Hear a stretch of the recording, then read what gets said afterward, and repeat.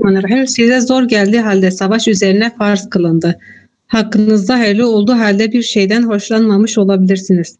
Sizin için kötü olduğu halde bir şeyden hoşlanmış da olabilirsiniz. Yalnız Allah bilir, siz bilemezsiniz. 217. ayet. Sana haram ayı onda savaşmayı soruyorlar. De ki onda savaşmak büyük günahtır. Allah'ın yolundan men etmek ve onu inkar etmek, Mescid-i Haram'dan insanları engellemek, halkını oradan çıkarıp sürme ise Allah katında daha büyük günahtır. Fitne de öldürmekten daha ağırdır. Güçleri yeterse sizi dininizden çevirinceye kadar durmadan sizinle savaşırlar. İçinizden kim dininden döner de kafir olarak ölürse dünyada ve ahirette amelleri boşa giderler. İşte bunlardır. Cehennemin dostları da bunlardır. Ve orada onlar devamlı kalacaklar. 218. ayet. İman edenler, hicret eden ve Allah yolunda savaşanlar. Şüphesiz işte bunlar Allah'ın rahmetini umarlar. Allah çok bağışlayıcıdır, sonsuz rahmet sahibidir. 219. ayet. Sana içkiyi ve kumarı soruyorlar. De ki bu ikisinde insanlar için büyük zarar ve bazı faydalar vardır. Zararları da faydalarından büyüktür. Sana neyi infak edeceklerini de soruyorlar. De ki ihtiyaç fazlasını Allah sizin için ayetlerini işte böyle açıklıyor ki düşünesiniz. Tamam, teşekkürler.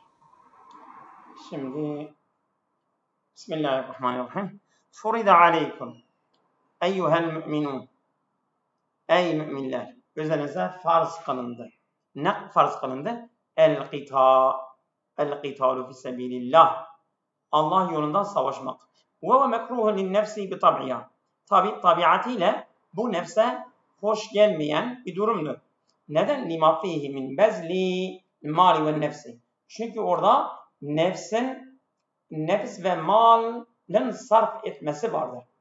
Yani bu yolda, cihad yolunda hem insan nefsini sarf ediyor ve hem malını. وَلَعَلَّكُمْ تُكْرِهُونَ شَيْئًا هُوَ فِي الْوَاقِعِ خَيْرٌ وَنَفْعٌ لَكُمْ. Umulur ki siz bir şeyden hoşlanmıyorsunuz ama gerçekten o sizin için daha yararlı ve daha faydalıdır. Örneğin kel-qitâl fi sebilillah. Allah yolunda savaşmak hoşunuza gitmiyor ama fil-hakka o sizin için daha hayırlıdır. Ne var orada? فَمَا اِزَمِ سَوَابِهِ. Evet, yani bunun mükafatı büyük olmasıyla birlikte fi en-nasru el-a'dai, bu düşmana karşı bir galibiyet de var. وَرَفْءِ kelimetillahi, ve Allah'ın kelimesinin yükselmesi de vardır. Evet, yani Allah'ın dinini, Allah'ın adını, Allah'ın kanunun yükselmesi, galibiyeti vardır. وَلَعَلَّكُمْ تُحِبُّونَ شَيْئًا وَبَشَّرٌ. Umulur ki bazı şeyleri seviyorsunuz ama o sizin için hayırlı değildir, iyi değildir, yararlı değildir, o zararlıdır.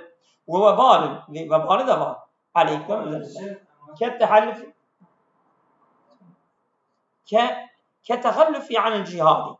Örneğin cihadın geri kalmanız. فَاِنَّ ف۪ي الْخَزَلَانُ وَتَسَلُّطُ الْاَعْضَائِ. Orada hazelan var. Tevfik değil, hazelan. Ben hazelanı size anlatmıştım. Tam tevfikin zıddıdır. Yani orada Allah yardım elini çekiyor. Ve düşman da üzerinize musallat oluyor. İşte yani cihadın geri kalmak bu iki büyük yani şeyi size geri getiriyor ha. Yani hem Allah yardımını sizden kesiyor ve hem de düşman size galip geliyor, size musallat oluyor. Vallahu ya'lemu ilmen tamamen hayrul umuri ve şerri. Allah tamamıyla hangi durum daha hayırlıdır ve hangi durum daha kötüdür Allah daha iyi biliyor. Ve entum ta'lemune zalike.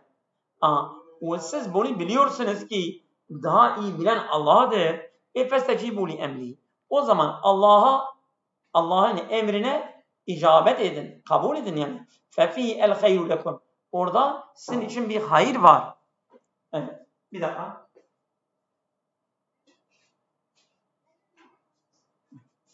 Evet. Ve entum evet. Yes'eluke en-nasu eyyuhen nebi. Ey nebi, insanlar senden sorarlar. En hukmil qitali fi şehril harami. Yani haram ayında, o 4 tane haram ayı var ya, o haram ayında savaşmanın hükmü nedir? Senden soruyorlar. O haram aylar hangileridir? Zil'ikde, Zilhicce, Muharrem, Recep. Bu aylarda savaşın hükmü nedir? Yani tabi bu cahiliye döneminde de bunlar harammış. Diyor İslam döneminde nasıldı? Soruyorlar. İşte o soru Hazreti Muhammed'in soran soruyu Allah Teala cevap veriyor. Bak ne diyor? Kul müciben iyyahum. Onlara cevaben de ki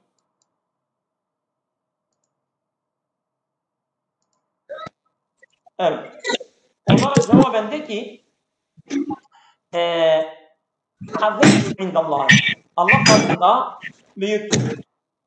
Allah katında büyüktür. İrfan hocam hoş geldiniz. Mikrofonunu kapatabilirsiniz. Evet. Azimun indallah. Allah katında büyüktür. Ve müstenkerun. Ve aynı zaman hoş karşılanmayan, yani keri olan bir durumdur. Kema ennema yakumu bihi el müşrikune. Müşriklerin yerine getirdiği şeyler gibidir. O nedir? Min saddi an sebilillahi. Onlar da Allah yolundan insanları alıkoyuyorlar. Bu da müstakbahun kezalike. O da onun gibi çirkindir. Ve men'il müminine an mescid-i harami. Müminleri mescid-i haramdan engelliyorlar. Bu da çirkin bir şeydir. Ve ihracu ehlil mescid-i haram minhu. Ve mescid-i haramın ehlini oradan çıkarıyorlar. İşte kema ennema yakumu bihil müşrikune. Müşriklerin yaptığı Allah'tan alıkoyma çirkindir. Ve müminleri mescid-i haramdan alıkoyma. Onları oradan çıkartma. Bu da e'azamu indallahi. Bu Allah katından daha da büyüktür. Neden daha büyüktür Allah katından? Minel qitali bi şerril harami. Yani bu şerril haramda savaşmaktan daha büyüktür suçu. Ve şirkullezî hum fîhî e'azamu minel qitali. O müşrikler soruyorlar ama o müşriklerin içinden bulunduğu şirk bu savaşmaktan daha büyüktür. وَلَا يَزَالُ الْمُشْرِكُونَ عَلَى ظُلْمِهِمْ يُقَاتِلُونَكُمْ. Halen müşrikler bu kendi zulümleri üzerine hem zulümdedirler hem de sizinle savaşıyorlar. Eyyuhel müminun, ey müminler. Hatta sizinle savaşıyorlar. Hatta yaruddukum an dinikumul hak. Sizi hak olan dininizden vazgeçmek için. Yani sizi geri çevirirler de ila dinihimil batili, batıl dinine, yani sizi hak dininizden geri çevirip batıl dinine döndürmek için çabalıyorlar, durmadan çalışıyorlar, mücadele ediyorlar. İnistata'u, tabi bunu edebilseler, yapabilseler. İna zalike sebila. İnistata'u ila zalike sebila. Yani bunu yapabilirlerse yaparlar. Yani sizin hak dininizden sizi vazgeçip sizi müşriklerin batıl dinine götürürler. وَمَنْ يَرْجِعُ مِنْكُمْ عَنْ دِينِهِ. Ey müminler! Sizden kim kendi dininden dönerse وَيَمُتْ وَوَ عَلَى الْكُفْرِ بِاللّٰهِ. O küfür Allah'ın inkar etmek üzere ölürse fakat batale amelü salih. Muhakkak onun salih amelleri hepsi iptal olur. Ve ma'aluhu fil ahireti duhulun nari. Ve varacağı sonuçta ahirette varacağı yerde ateştir. Ve mülazemetiha ebeden. Ve ebediyen o ateşten ayrılmayacak, ateşten kalacaktır. İnnellezîne âmenû billâhi ve rasûlihi. Muhakkak ki Allah ve Resulüne iman edenler vellezîne terekû evtânehum muhacirîne ilallâhi ve rasûlihi. Ve Allah ve Resulüne hicret ederek kendi vatanlarını bırakanlar. Bunlar وَقَاتَلُوا لِتَكُونَ كَلِمَةُ اللّٰهِ الْعُلْيَا Allah'ın kelimesi yüksek olması için de çarpışıyorlar, savaşıyorlar. İşte ulaike bunlar yatma'un fi rahmetillahi ve mağfiretihi. Bunlar Allah'ın mağfireti ve rahmetinden umarlar ve isteklidirler. Vallahu gafurun li zunubi ibadihi. Allah Teala kendi kullarının günahları affeder. Evet. Rahimen bihim ve onlar için şefakatli ve merhametli. Yes'eluke ashabuke eyyühen nebi anil hamd. Ey nebi, sen ashabların, şimdi yukarıda müşrikler soruyorlardı. Yani diyorlardı ki işte haram aylarında savaşmak nasıldır? Şimdi de tabi Allah Teala Hz. Muhammed'e sorulan sorular Allah Teala cevap veriyor. Şimdi de sahabiler soruyorlar. Yani Hz. Muhammed'den sahabiler soruyorlar. Diyorlar ki işte içki içmek nasıldır? Soruyorlar. Hükmü dinen nasıldır? Mesela cahiliye döneminde böyle büyük tencereleri, ondan sonra büyük seramikler, böyle küp dediğimiz şeyler vardı. Herkesin evinde dolu içiyorlardı. Bu cahiliye döneminde. Şimdi İslam gelince İslam buna nasıl bakıyor? Sahabeler Resulullah'dan soruyorlar. İşte hamir, yani her çeşidi, şimdi diyor ki ya ve kullu ma khattal akla ve edebu. Aklı, yani perdeleyen ve aklı götüren ne varsa. Yani insanı sarhoş eden her şey. Değil mi? Yani insanı müskir, yani kullu müskirin, Arapça diyor ya, her müskir insanı sarhoş eden ne varsa o içkidir. İçki o demektir. Yani sadece bir çeşit, bir ad değildir. Yes'elûneke an hukmü şürbiha ve bey'iha. Yani biz onun içmek için ve ondan sonra onu satmak için alıp satmak, yani alışverişi yapmak hükmü dinen nasıldır? Resulullah'dan soruyorlar. İşte Allah Teala buna cevaben ve yes'elûnek an hukmil kumar. Bak, ikinci bir şey soruyorlar. Bu kumarın hükmü nasıldır? Kumar nedir? Ve ma yu'khazu minel mali an tariqil münafesati. Evet, yarışma yoluyla elde edilen maldır. Elleti fiyâ ivedun minel tarafeyni. Her iki tarafta da bir ivet, bir karşılık var. Diyor mesela, bu oyunu oynayalım. Ben kazansam sana 1 milyar, sen kazansan bana 1 milyar verirsin. Her iki taraf da parayı ortaya koyuyorlar, bir mal ortaya koyuyorlar ve oynuyorlar. Tabii para dedik, başka şeyler de olabilir. Evet, altın vesaire. Yani burada ne dedi? Ve ma yu'khazu minel mali an tariqil münafesati elleti fiyâ ivedun minel tarafeyn. Her iki tarafta da bir karşılık var. El müşterikeyni fil münafesati. Bu yarışmaya katılan iki taraf, evet, bir karşılık vardı. İşte bu her ikisinden Allah cevap veriyor. Kul müciben iyyahum.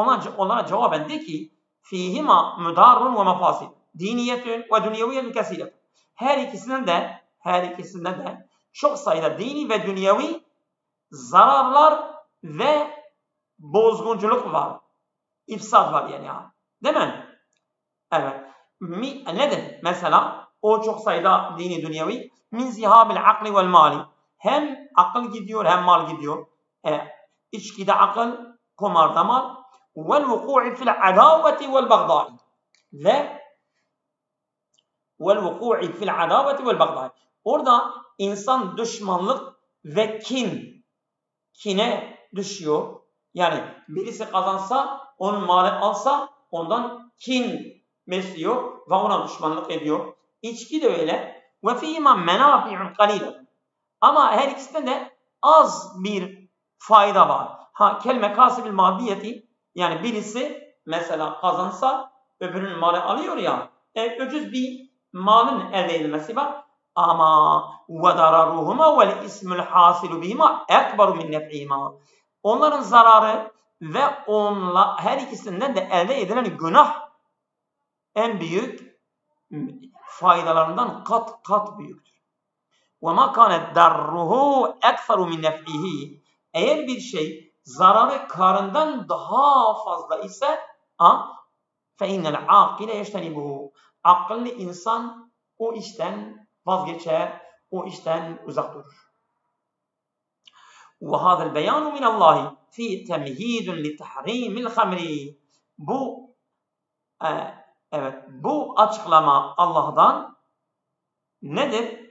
Ondan içkinin yasaklanmasının bir ön hazırlığıdır. Birden Allah Teala içki yasaklanmamıştır. Böyle yavaş yavaş o toplum alışsın diye tedricen onu yasaklamıştır. Bir ön, yani içkinin yasaklanmasının bir ön hazırlığıdır bu açıklama. Ve yes'eluke ashabuke eyyühen nebi an kadri ma yunfikûne min emvâlihim ala vecih tatavvu'i ve tebarru'i. Senin sahabilerin gene soruyorlar. Diyorlar ki yani biz gönüllü olarak, yani bağışlamak amacıyla mallarımızı ne kadar biz bunu sarf edelim, infak edelim? Kul müciben iyyahum. Onlara cevaben de ki enfikû min emvalikum ellezî yüzîdû an hâcetikum. Siz malınızı infak edin, ihtiyacınızın fazlası varsa bunu infak edin. Yani bir insan eğer malını infak edip hiçbir şey bırakmazsa, sonra o adam dilenmeye mecbur kalırsa, niye sen sarf ettin? Sen ihtiyacının fazlası varsa bunu infak et. وَقَدْ كَانَ هَذَا اَوَّلُ الْاَمْرِ. Tabi bu İslam'ın ilk dönemlerindeydi. ثُمَّ شَرَعَ اللّٰهُ بَعْدَ ذَلِكَ الزَّكَاةَ الْوَاجِبَةِ فِي اَمْوَالِهِمْ. Sonra Allah Teala onların mallarında vacip olan zekatı da yasal olarak getirdi. Mahsuseten, tabi kendi belli mallarında, ve ensibeten muayyeneten, ve belli paylarla dedi bu kadar zekat verirsiniz. Ve bimisli hazal beyan ellezî lâ lebse fîhî. Böyle yani şek şüphe götürmeksizin olan bu açıklama, yübeyyinullahu lekum ehkâme şer'i. Allah Teala şeriatın hükümlerini açıklıyor. Leallekum tetefekkerûn. Umulur ki siz düşünüp taşınırsınız. Min fevaidil ayati. Ayetin faydalarında. El cehlu bi avaqibil umuri kad yec'alul mer'e yukrihu men yenfa'u. Yani insanın bazı durumların sonuçları bilmiyorsa, değil mi? Bazı insanlar faydalı olan bazı şeylerde de hoşlanmıyor. Sonucu bilmiyor ama görünürde hoş değildir diyor ve ondan hoşlanmıyor. Savaş gibi, cihad gibi. Ve yuhibbu ma yadurruhu. Ve ona zararlı olan şeyi seviyor. Mesela cihaddan geri kalmak gibi. Ve alel mer'i en yes'elallahu el hidayete lil reşad. İşte insana gerekir ki yani doğru yolu bulmak için Allah'tan dilemektir. Ya Rabbi sen doğru yolu bana göster. Görünüşte bu bana hayırlı değildir görüyorum ama fil hakkı hayırlıdır. İşte Allah'tan dilemek gerekir. Ca'al İslamu bi ta'zimil hurumati ve nehy anil i'tidai aleyha. İslam gelmiştir ki böyle haram olan şeylerin yani büyük olduğunu bu şekilde gelmiştir. Ve nehy anil i'tidai aleyha. Bu muharrama, haram olan şeylere saldırmak da İslam yasaklamıştır. Yani mesela orada şehrül haram vardı ya, şehrül haram hurumattır. İşte o hurumat ayları yani yasaktır. Yasak olarak görmek lazım. Evet. Ve min azamiha, işte bu haram olan şeylerin En büyük saddun nasi an sebilillah. İnsanları Allah yolundan alıkoymak en büyük günahtır Allah katında. La yezalul kuffaru ebeden harben alel İslami ve ehlihi hatta yahrucuhum an dinihim. Kafir durmadan ebediyen sonsuza kadar İslam'ın aleyhinde savaştadırlar. İslam ve İslam ehline. Hatta Müslümanları kendi dinlerinden çıkarıncaya kadar. Eğer bunu yapabilseler. Ama vallahu muhinu keydil kafirin. Allah Teala kafirlerin planlarını zayıflatır. El imanu billahi Teala. Allah'a iman etmek vel hicretu ileyhi. Allah'a hicret etmek vel cihadu fi sebilihi.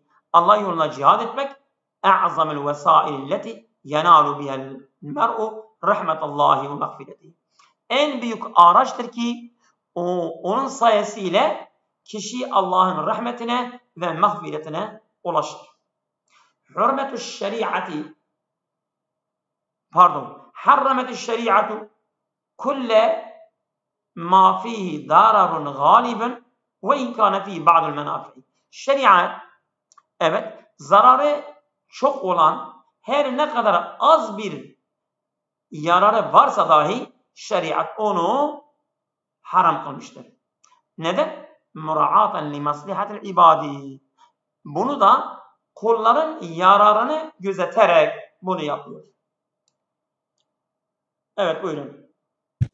Şimdi sonra Nazmiye Hocam, buyurun. Alo. Orada mısınız?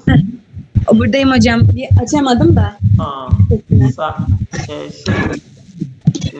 Ayet 220. 220'deyiz. Evet. Bismillahirrahmanirrahim. O ayetler dünya ve ahiret hakkındadır. Bir de sana yetimlerden soruyorlar. De ki onların iyiliklerine çalışmak, karışmamaktan daha hayırlıdır. Kendileriyle karışıp kaynaşırsanız onlar sizin din kardeşlerinizdir. Allah ıslah edeni bozgunculuk yapandan ayırır. Eğer Allah isteseydi sizi mutlaka sarpa sardırırdı. Şüphesiz ki Allah çok güçlüdür, hikmet sahibidir. İman etmedikçe Allah'a ortak koşan kadınlarla nikahlanmayın. Allah'a ortak koşan bir kadın sizi imrendirmiş olsa bile iman etmiş olan bir cariye şüphesiz ondan daha hayırlıdır. İman edinceye kadar Allah'a ortak koşan erkeklerle mümin kadınları nikahlamayın. Allah'a ortak koşan biri size hoş görünse bile mümin bir köle elbette daha hayırlıdır. Onlar sizi ateşe çağırırlar. Allah ise izniyle cenneti ve bağışlanmaya çağırıyor ve belki hatırlar diye insanlara ayetlerini açıklıyor. Sana hayızdan da soruyorlar, de ki o bir eziyettir. Onun için hayız zamanı kadınlardan uzaklaşın ve temizlenene kadar onlara yanaşmayın. İyice temizlendikleri zaman Allah'ın emrettiği yerden onlara yaklaşın. Şüphesiz Allah çok tövbe edenleri de sever, çok temizlenenleri de sever. Kadınlarınız sizin için bir tarladır. O halde tarlanıza nasıl isterseniz öyle varın ve kendileriniz için ileriye hazırlık yapın. Allah'tan korkun ve şüphesiz onun huzuruna varacağınızı bilin, müminlere müjdele. Bir de sözünüzde durmanız, Allah'tan korkmanız ve insanların arasını düzeltmeniz için Allah'ı yeminlerinize hedef veya siper edip durmayın. Allah her şeyi işitendir, her şeyi bilendir. Sadakallahu öyle. Evet, teşekkür ederim. Bismillahirrahmanirrahim. Şer'a zâlike lekum. Evet. Şer'a zâlike likey tetefekkerû fîmâ yenfa'ukum fid dünya vel ahire. Evet. Allah Teala bunu size yasa olarak yaptı ki umulur ki siz dünya ve ahirette yararınızı düşünesiniz diye. Evet. Bu ayet geçen ayetle bağlantılı. Ve yes'eluke ashabuke eyyuhen nebi an qiyamihim bil velayeti alel yetama. Yani sizin sahabileriniz soruyorlar senden, işte bu yetimlerin velayeti üzere, yani mesela bazıların yanında yetimler var. İşte bunların velayetini üstleniyor. Biz ne yapalım? Soruyorlar. İslam hükmü bunun hakkında nedir? Keyfe yetasarrafune fi't taamuli ma'ahum. Onlarla muamele etmek nasıl davranacaklar? Ve hel yaklitune emvalehum ma'ahum fi'n nefakati vel mata'imi vel mesakeneti. Biz bunlarla mallarımızı karıştıralım mı? Veyahut mesela nefakada, ondan sonra mata'im yani yemeklerden, bir de ondan sonra konakta biz bunlarla yani mallarımızı, eşyalarımızı, oturma, yeme karıştıralım mı yoksa ayrı mı yapalım? Soruyorlar. Kul müciben iyyâhum. De ki onlara cevaben. De ki evet, tafaddulukum aleyhim bi islahi emvalihim min hayri ivedin ev muhalatatin fi emvalihim hayrun lekum indallahi ve a'zamu ecren. Siz onlara iyilik yapıp onların malını ıslah edip ve karşılıksız olarak onların mallarına karıştırmadan, bu sizin için Allah katından daha hayırlı ve ecir mükafat olarak da daha büyüktür. Ve hayrun lehum fi emvalihim. Bu onların mallarından da daha hayırlıdır. Neden? Lima fi min himzi emvalihim aleyhim. Çünkü onların mallarını siz onların üzerine koruyorsunuz. Ve in tuşarikum, ama siz onlara yani onlarla ortak olursanız, onlara katılırsanız, karıştırırsanız mallarınızı da bidammi malihim ila malikum. Onların mallarını kendi mallarınıza katarak fil maaşi vel meskeni, yaşamda, ondan sonra konakta ve nehvi zalike ve benzerleri. Fela harace fi zalike. Herhangi bir sıkıntı yok. Feve ihvanukum fid din. Onlar dinde kardeşlerinizdir. Vel ihvetu yu'inu ba'duhum ba'dan. Kardeşler de birbirine yardımcıdırlar. Ve yakumu ba'duhum ala şu'uni ba'din. Bazılarının durumlarını gözetirler. Vallahu ya'lemu men yuridul ifsade minel evliyai bi müşareketil yetama emvalehum mimmen yuridul istahe. Allah ifsat yani velilerden bozgunculuğu, yetimlerin yani karıştırmasıyla yani ortak olmasıyla mallarından, Allah ondan sonra ıslah etmek isteyenleri birbirinden Allah bunu biliyor. Yani kimin niyeti ıslahdır, kimin niyeti ifsattır, Allah bunu biliyor. Yani siz mesela ifsat niyetiyle mallarınızı onların mallarıyla karıştırırsanız, ifsat niyetiyle Allah bunu biliyor. Ama kim ıslah niyetiyle de bunu yaparsa Allah bunu biliyor. Evet. وَلَوْ شَاءَ اَنْ يَشُقَّ عَلَيْكُمْ فِي شَأْنِ الْيَتَامَى لَشَقَّ وَلَوْ شَاءَ اَنْ يَشُقَّ عَلَيْكُمْ فِي شَأْنِ الْيَتَامَى لَشَقَّ عَلَيْكُمْ وَلَكِنَّهُ sallallahu aleyhi ve sellem يَسُرُّ لَكُمْ سَبِيلَ التَّعَامُلِ مَعَهُمْ. Eğer bu durum sizin üzerinize zor gelirse, bu yetimler konusunda لَشَقَّ عَلَيْكُمْ, bu zor gelebilir. Ama وَلَكِنَّهُ sallallahu aleyhi ve sellem يَسُرُّ لَكُمْ. Resulullah sallallahu aleyhi ve sellem size bildiriyor. سَبِيلَ الْمُعَامَلَةِ مَعَهُمْ يَسَرَ لَكُمْ وَلَكِنَّهُ sallallahu aleyhi ve sellem يَسَرَ لَكُمْ سَبِيلَ التَّعَامُلِ مَعَهُمْ. Fakat Resulullah sallallahu aleyhi ve sellem onlarla muamele yolunu kolaylaştırmıştır. Neden? لِأَنَّ شَرِيعَتَهُ مَبَيِّنَةٌ عَلَى الْيُسْرِ. Çünkü Resulullah'ın şeriatı kolaylık üzerine kuruludur. اِنَّ اللّٰهَ عَز۪يزٌ لَا يُغَالِبُ شَيْءٌ. Allah Teala galiptir, hiçbir şey ona galip gelmez. حَك۪يمٌ فِي خَلْقِهِ وَتَدْبِيرِهِ وَتَشْرِيعِهِ.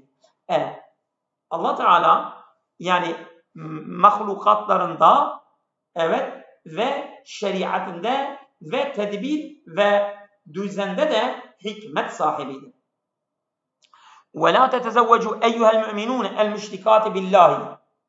Ey müminler, siz Allah'a şirk koşan bayanlarla evlenmeyin. Hatta yu'minne billahi vahdehu. Ta ki tek Allah'a iman edinceye kadar onlarla evlenmeyin. Evet. Yani müşriklerle evlenmeyin. Allah diyor. Ve yedhulne fi dinil İslami. Bunlar İslam dinine girinceye kadar onlarla evlenmeyin. Ve in imra'etun memluketun mü'minetun billahi ve rasuli hayrun min imra'etin hurratin ta'budul evsane. Eğer yani bir kadın cariye, köle cariye mümin olarak varsa Allah ve Resulüne iman eden bu cariye köle, yani mesela kadın köledir mesela, cariyedir. Bu cariye mümin olarak hayrun min imra'etin hurratin ta'budul evsane. Putlara ibadet eden hür bir kadından daha hayırlıdır. وَلَوْ اَعْجَبَتْكُمْ بِجَمَالِهَا وَمَالِهَا. Eğer bu kadın, yani müşrik ve hür olan kadın, malıyla ve cemalıyla sizi böyle şey ederse de, yani sizin hoşunuza giderse dahi, ama hayır olarak Allah diyor bu mümin cariye o hür olan müşrikeden daha hayırlıdır. وَلَا تُزَوِّجُوا الْمُسْلِمَاتِ. Bu bayan Müslümanlarla evlenmesin. رِجَالًا مُشْرِك۪ينَ. Yani bu müşrik erkeklerle de evlenmesinler. وَلَعَبْدٌ مَمْلُوكٌ مُؤْمِنٌ بِاللّٰهِ وَرَسُولِهِ خَيْرٌ مِنْ حُرٍّ مُشْرِكٍ. Yani bir köle, yani mesela bir adamın kölesi, malı, o Allah ve Resulüne iman etmişse bu hür bir müşrikten daha hayırlıdır. Özgür bir müşrikten daha hayırlıdır. وَلَوْ اَعْجَبَكُمْ. Eğer bu müşrik hür olan müşrik sizin hoşunuza gitse dahi ya. وَلَوْ اَعْجَبَكُنَّ olması lazım ya. وَلَوْ اَعْجَبَكُمْ وَلَوْ اَعْجَبَكُنَّ. Bence bu yanlıştır. Değil mi? وَلَوْ اَعْجَبَكُنَّ. Evet. Hocam ben tüm hanımların velisine gidiyor olabilir. Hani kadınları babaları evlendiriyor ya. Evet doğru. O olabilir. Ama tamam. O zaman şu yukarıdan böyle mana vereceğiz. وَلَا تُزَوِّجُوا الْمُسْلِمَاتِ رِجَالًا. Siz Müslüman bayanları müşrik erkeklerle evlendirmeyin. Yani o zaman hitap velilerle de doğru. وَلَا تُزَوِّجُوا الْمُسْلِمَاتِ رِجَالًا مُشْرِك۪ينَ. Siz yani mesela تُزَوِّجُوا eyyuhel evliya. Ey veliler, evlendirmeyin. El müslimati, bayan Müslümanlar, sizin himayenizde olan bayan Müslümanları evlendirmeyin. Kiminle? Ricalel müşrikine. Müşrik olan bayan. O zaman velev e'cebekum, ey veliler, sizin hoşunuza giderse dahi bu müşrik olan hür erkek, gene siz Müslüman bayanları onlarla evlendirmeyin. Ulaikel muttasifune bi'şirki. İşte onlardır ki şirkle nitelenmiş olanlardır. Ricalen ve nisaen. Erkek kadın fark etmez. Bunlar yed'ûne bi akvalihim ve ef'alihim. Bunlar sözleriyle ve yaptıklarıyla davet ediyorlar. İlâ mâ yakûdu ilâ duhûlin nâri. Onlar ateşe girmeye davet ediyorlar. Yakûdu, bak yed'ûne ilâ mâ, davet ediyorlar o şey ki ma yakudu, onları sürükleyecek ila duhulin nari, ateşe. Yani sen yani kadın olsun erkek olsun, müşrik bir erkek ve bir bayanla evlenirsen o seni ateşe davet eder, sevk eder ve götürür. Evet. Vallahu yed'u ila'l a'mal salihati. Ama Allah Teala Allah Teala da sizi salih amellere çağırıyor. Elif tekudu ile duhul cenneti. O salih ameller ki sizi cennetin girmesine sevk eder. Vel mağfireti mine's-zunubi biizni. Allah'ın izniyle günahlarınızın mağfiretine de sizi sevk ediyor. Evet. Ve fadl evet. Vel mağfiretu mine's-zunubi biizni. Ve fadlihi. Allah'ın izniyle ve fadliyle günahlarınızı affeder. Ve yubeyyinu ayatihi lin-nasi leallehum ya'tebirune bima dellet aleyhi fey'amelune bihi. Allah Teala insanlar için ayetlerini açıklıyor. Umulur ki bunlar buna ibret alırlar, kabul ederler. Bima dellet aleyhi, o ayetin ifade ettiğini kabul ederler. Fey'amelune bihi, onunla da amel ederler. Ve yes'eluke eshabuke eyyühen nebi anil haydi. Ey Nebi, senin ashabın haydden soruyorlar. Hayd nedir? Ve demin tabi'in yahrucu min rahmil marati fi evkatin maksusetin. Evet, bir kandır. Yani doğal bir kandır.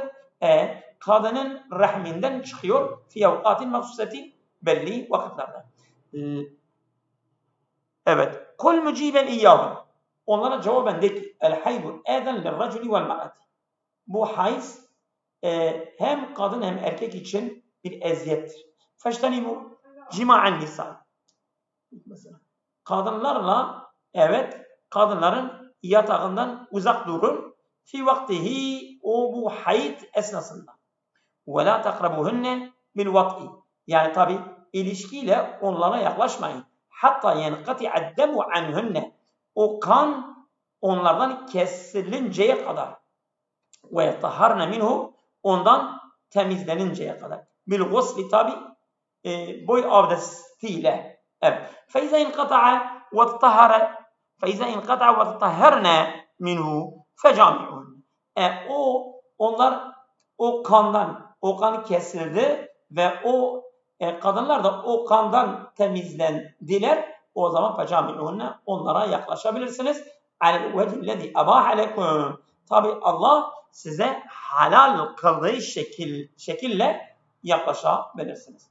Tahiratin fi kubulihinne. Tabi temiz olarak ve önde. İnnallâh yuhibbul muksirîne minet tevbeti.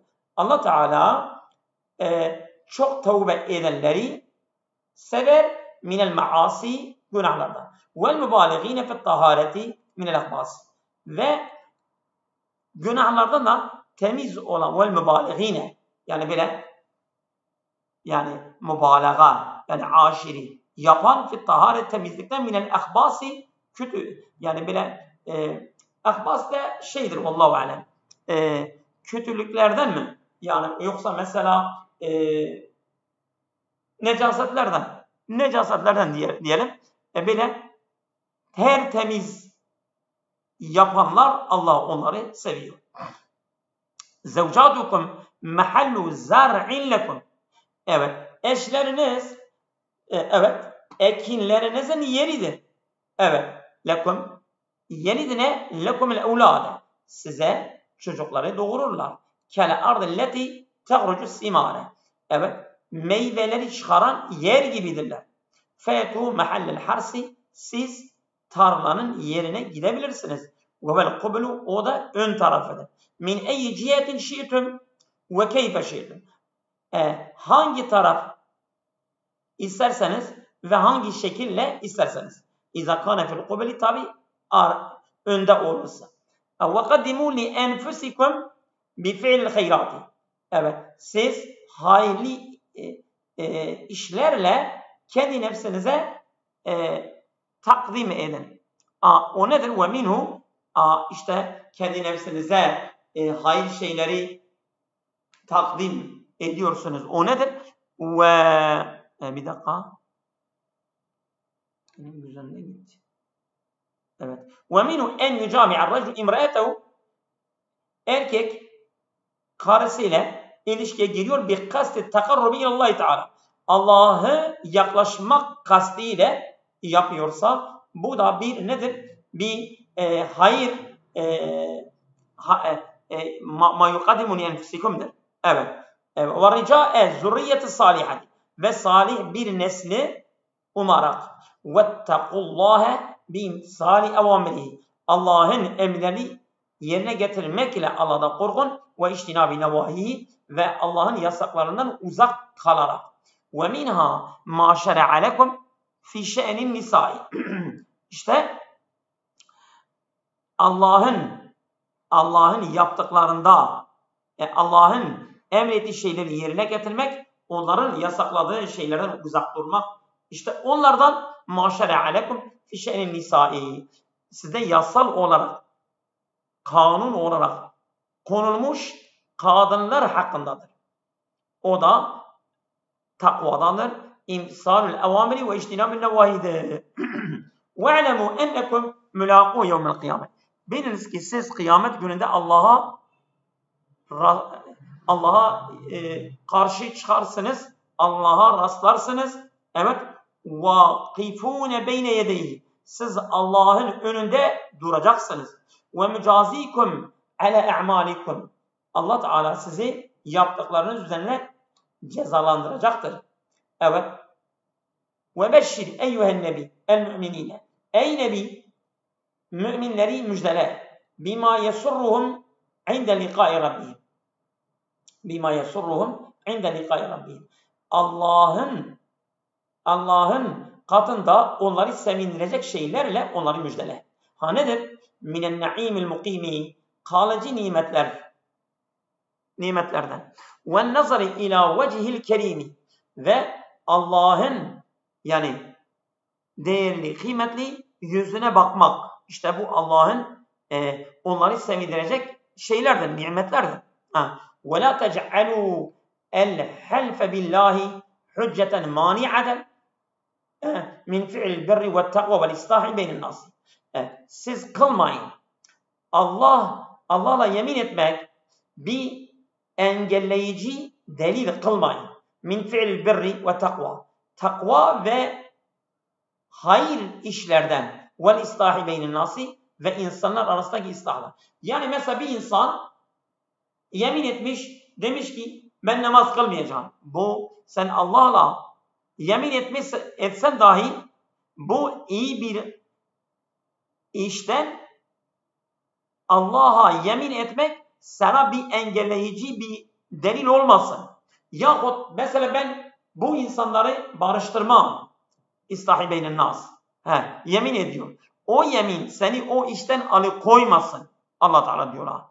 Ben izâ haleftum ala terkil bir. Mesela yemin ettiniz bu iyiliği yapmayacaksınız. Fef'alul birra. O iyiliği yapın. Ve kefferu an imanikum. Ve o yeminlerinize de kefaret verin. Vallahu semi'un li akvalikum. Allah Teala yani söylediğinizi işitiyor.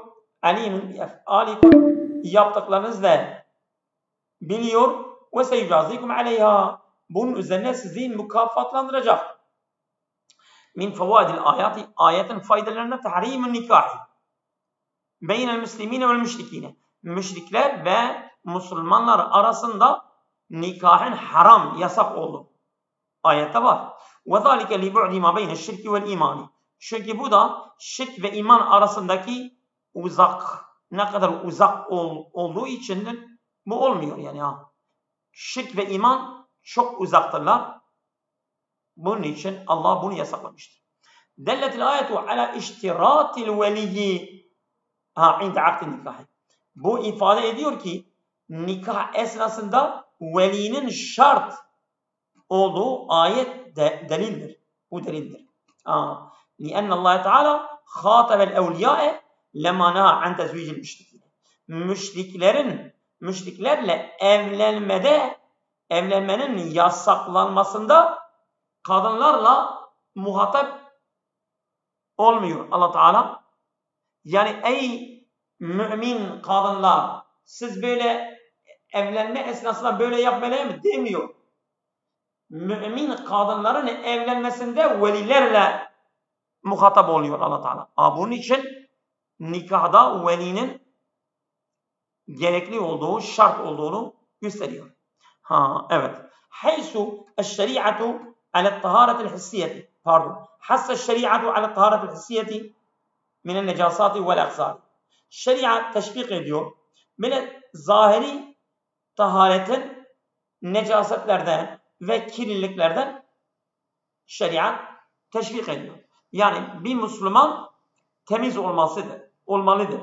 Ve taharetul ma'neviyetu mineşşirki vel maasi. Ve aynı zaman şeriat manevi kirliliklerden, günahlardan, şirkten de temiz olması şart koşuyor. Teşvik ediyor daha doğrusu. Targhibul mümini fi en yekune nazaru fi a'malihi hatta ma yeteallaku bil mülezzati. Teşvik ediyor mümini bakışlarından, en yekune nazaru fi a'malihi, yani onun işlerindeki bakışı hatta ma yeteallaku bil mülezzati. Tabi yani bu lezzetli, yani mesela zevkli olan şeylerle alakalı olsa dahi ile daril ahireti. En yekune nazaruhu fi amali ile daril ahireti. İşlerinden insan ahireti düşünmesi lazım. Bakması lazım. Lezzetlerden, eğlenmelerden, zevklardan dahi ahireti düşünmesi lazım. Feyukadimen nefsi ma yenfa'u fiha. Kendi nefsine ahirette ona faydalı olacak şeyleri göndermesi, takdim etmesi gerekir. Evet. Yani mesela bu evlilik konusunda diyor. Evet. Hayırlı akşamlar. Allah'a emanet olun.